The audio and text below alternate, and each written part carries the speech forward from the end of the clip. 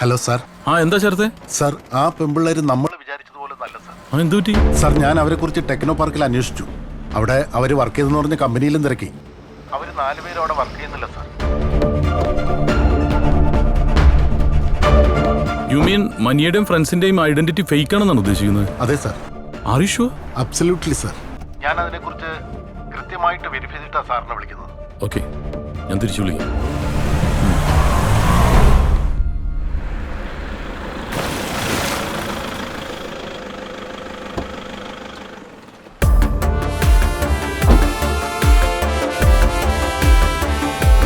Excuse me, police sir.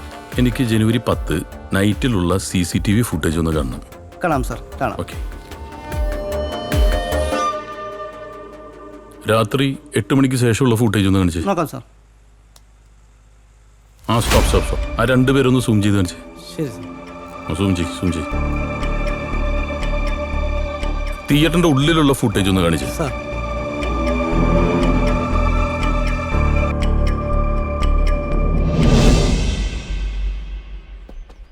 She was A bright student. നല്ലൊരു future ഉണ്ടായിരുന്ന കുട്ടിയായിരുന്നു.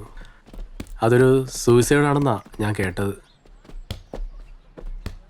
As per police record അങ്ങനെയാണ്. പക്ഷെ അതിൻ്റെ പിന്നിലുള്ള റിയൽ ഫാക്റ്റിൻ്റെ അന്വേഷണത്തിലാണ് ഞാൻ. ഇത്രയും ടാലൻ്റ് ഉള്ള, ഇത്രയും നല്ല ക്യാരക്ടറുള്ള ഒരു കുട്ടി പെട്ടെന്ന് ഡ്രഗ് യൂസ് ചെയ്യുക, പിന്നെ പോലീസ് കസ്റ്റഡിയിലെടുക്കുക, ജയിലിനകത്ത് സൂയിസൈഡ് ചെയ്യുക, മൊത്തത്തിലൊരു മിസ്മാച്ച്. അതാണ് എന്നെ അതിശയിപ്പിക്കുന്നത്. അവളുടെ ലൈഫിൽ അവൾ ഡ്രഗ് യൂസ് ചെയ്തതായിട്ട് എനിക്കറിയില്ല. എന്തോ ഒന്ന് അവളുടെ ലൈഫിൽ സംഭവിച്ചിട്ടുണ്ട്, അതെനിക്ക് ഉറപ്പാണ്. അതാണ് എനിക്കും അറിയേണ്ടത്, എന്താ സംഭവിച്ചതെന്ന്. മേഘയ്ക്ക് സംഭവിച്ചെന്താ, അതാണ് എനിക്കറിയേണ്ടത്. മേഘ ഒരു ഡ്രഗ് അഡിക്റ്റ് ഒന്നും ആയിരുന്നില്ല. അവളെ ആരോ മനഃപൂർവ്വം കുടിക്കിയതാ. മേഘയ്ക്ക് ശത്രുക്കളാരെങ്കിലും, തനിക്കാരെങ്കിലും സംശയമുണ്ടോ?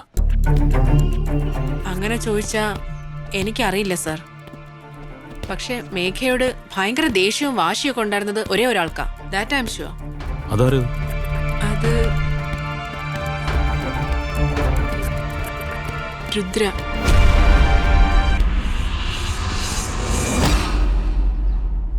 മൂന്നാറിലെ സ്പോർട്സ് അക്കാഡമിയിൽ ഒരു മേഘനെ അറിയില്ലേ? ഇല്ല, ഐ മീൻ അറിയാം. നിങ്ങളൊരു ബാച്ചിലായിരുന്നില്ലേ? അതെ. Then?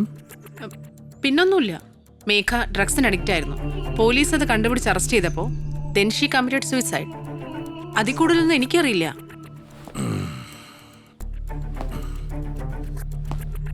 നല്ല ട്രാക്ക് റെക്കോർഡുള്ള മേഘ നാഷണൽ ഗെയിംസിന് വെറും ഒരാഴ്ചയുള്ളപ്പോഴാണ് മയക്കുമരുന്ന് കേസിന് അറസ്റ്റിലാവുന്നത്. അവളെ അന്ന് അറസ്റ്റ് ചെയ്യുന്നത് അന്നത്തെ CI ആയിട്ടുള്ള സൈമൺ ഇടികുള.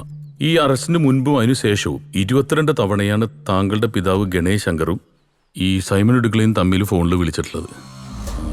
ഈ ബാറിലും ക്ലബിലുമായിട്ടുള്ള മീറ്റിങ്ങുകൾ വേറെ. മേഘ മരിച്ചെന്ന് രാത്രി ഒരു 5 സ്റ്റാർ ഹോട്ടലിൽ നടന്ന പാർട്ടിയിൽ ഗണേശ് ശങ്കർ ഈ ഇടിക്കളയെ കെട്ടിപ്പിടിച്ചാണ് സ്വീകരിച്ചത്. ഈ CCTV വിഷ്വൽസും ഫോൺ കോളിൻ്റെ ഡീറ്റെയിൽസ് കൊടുത്തിട്ടാണ് ഞാൻ ഈ പറയുന്നത്. ഈ അരിയാഹാരം കഴിക്കുന്ന ആർക്കും മനസ്സിലാവും ഗണേശ് ശങ്കറിന് ഇടിക്കലിനോട് പ്രേമം മൂത്തിട്ടൊന്നുമല്ല ഹഗ് ചെയ്തതെന്ന്. അങ്ങനെയൊന്നും ഇല്ല sir. My father is Innocent. Shooting റേഞ്ചിൽ താൻ ഫയർ ചെയ്യാൻ മിടിക്കുക, പക്ഷേ നോണ പറയാൻ അത്രയും പോരാ. ഇത്രയും നേരം ഞാനൊരു ജെന്റിൽമാനായിരുന്നു. ഇനി കാക്കിയുടെ തനി സ്വഭാവം എന്നെ കൊണ്ടെടുപ്പിക്കരുത്. I know you are a good girl. ഈ മുഖം കണ്ടറിയാം തനിക്ക് എന്തൊക്കെയോ തുറന്നു പറയാനുണ്ടെന്ന്. പോലീസിനോടുള്ള കാര്യം തുറന്നു പറഞ്ഞ തന്നെ മാപ്പ് സാക്ഷിയെങ്കിലും ആക്കാം. എനിക്ക് മേഘയുടെ അസൂയ ഉണ്ടെന്നുള്ള കാര്യം ശരിയാണ്. അതൊരു കോമ്പറ്റേറ്റീവ് മൈൻഡിൽ മാത്രമേ ഞങ്ങൾ എടുത്തിട്ടുള്ളൂ. അല്ലാതെ ശത്രുത. Thank you Rudra, thank you for the corporation. ഒരു പ്രാവശ്യം കൂടി നമുക്ക് ചിലപ്പോൾ ഒന്ന് കാണേണ്ടി വരും. Okay sir.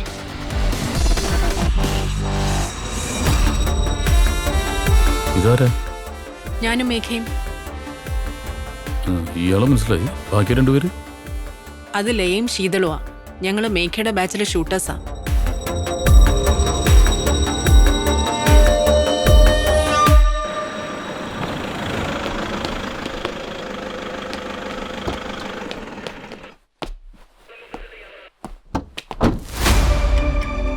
ഇടിക്കുള്ള സാറിനെ ആ കില്ലർ വെടിവെച്ചിരിക്കുന്നത് ക്ലോസ് റേഞ്ചിലെ ആ ഒറ്റ ഷോട്ടിൽ കാർഡിയാക് അറസ്റ്റ് ഉണ്ടാവുകയും സ്പോട്ട് ഡെത്ത് ഉണ്ടാവുകയും ചെയ്തുവെന്നാണ് പോസ്റ്റ്മോർട്ടം ചെയ്ത ഡോക്ടർ സ്പെസിഫിക് ആയി പറഞ്ഞിട്ടുള്ളത്. സർ അപ്പോൾ ഇതൊരു പ്രൊഫഷണൽ കില്ലർ ആണല്ലേ? രാത്രി ഇടിയും മിന്നലും മഴയൊക്കെ പെയ്യുന്ന സമയത്ത് ക്ലോസ് റേഞ്ചിലുള്ള ഒരു ഷോട്ട് എന്നൊക്കെ പറഞ്ഞിട്ടുണ്ടെങ്കിൽ ഒരു പ്രൊഫഷണൽ കില്ലറിന് it's easy. Yes, exactly sir. ഈ എൻട്രി വൂഡിൻ്റെ ക്യാരക്ടറും ഗൺ ഫയറിങ്ങിൻ്റെ ആംഗിളും വെച്ച് നോക്കുമ്പോൾ ഷൂട്ട് ചെയ്തിരിക്കുന്നത് ഒരു ലെഫ്റ്റ് ഹാൻഡറാണ്. Left hander. 10-ാം തീയതി സൂര്യ തിയേറ്ററിൽ സെക്കൻഡ് ഷോന് ബുക്ക് മൈ ഷോയിൽ മനിയ 4 ടിക്കറ്റ് ബുക്ക് ചെയ്തിരുന്നു. എന്നിട്ട് മനിയും ഷൈനിയും എന്താ സിനിമക്ക് കയറാതിരുന്നത്? ഞങ്ങൾ സിനിമയ്ക്ക് കയറിയിരുന്നല്ലോ സാർ. സാറിന് എന്തോ മിസ്റ്റേക്ക് പറ്റിയതാ.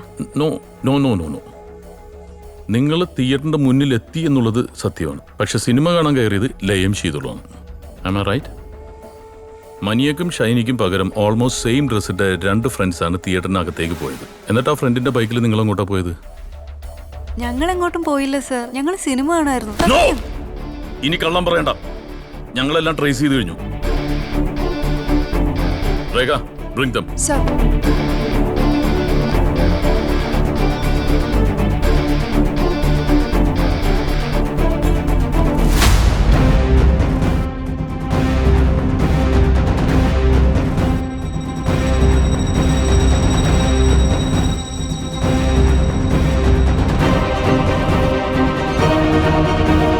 മൂന്നാറിലെ ഷൂട്ടിംഗ് റേഞ്ചിൽ വെച്ചാണ് ഞാനും മേഘയും എല്ലാവരെയും പരിചയപ്പെടുന്നത്.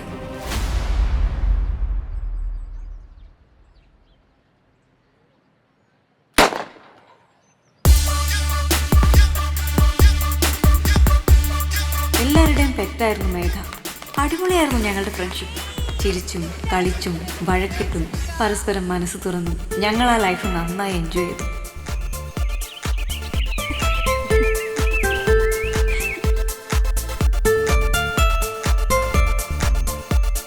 അമ്മ വിഷമിക്കണ്ട. ഇനി കുറച്ച് നാളും കൂടെ അല്ലേ ഉള്ളൂ. അത് കഴിഞ്ഞ് ഞാനങ്ങ് വരില്ലേ. പക്ഷെ വെറുതെ കരഞ്ഞ അച്ഛനെ കൂടെ വിഷമിപ്പിക്കല്ലേ. വിളിക്കാം, ഞാൻ പിന്നെ വിളിക്കാം. എന്താടാ, വീട്ടിൽ നിന്ന് കോള് വന്നല്ലേ? എനിക്ക് പറ്റുന്നില്ലടാ. അച്ഛനും അമ്മയും ഞാൻ വല്ലാണ്ട് മിസ് ചെയ്യുന്നു. പക്ഷെ ഞങ്ങളുടെ സന്തോഷത്തിന് അധിക നാൾ ആയുസില്ലായിരുന്നു. എല്ലാത്തിനും കാരണക്കാരി ആ രുദ്രയായിരുന്നു. അവൾ എന്നും മേഘയ്ക്ക് പിന്നിലായിരുന്നു. ബിസിനസ്സുകാരൻ ഗണേഷ് ശങ്കറിൻ്റെ മകൾ. സ്റ്റേറ്റ് ലെവൽ മീറ്റിൽ ഫസ്റ്റ് കിട്ടാൻ അവൾ അച്ഛനെ കൊണ്ട് ആ കടുങ്കൈ ചെയ്യിച്ചു. ഫൈനലിൻ്റെ തലേന്ന് മേഘയുടെ സ്പോർട്സ് കിറ്റിൽ ലഹരി മരുന്ന് വെച്ച് അവളെ ട്രാപ്പ് ചെയ്തു.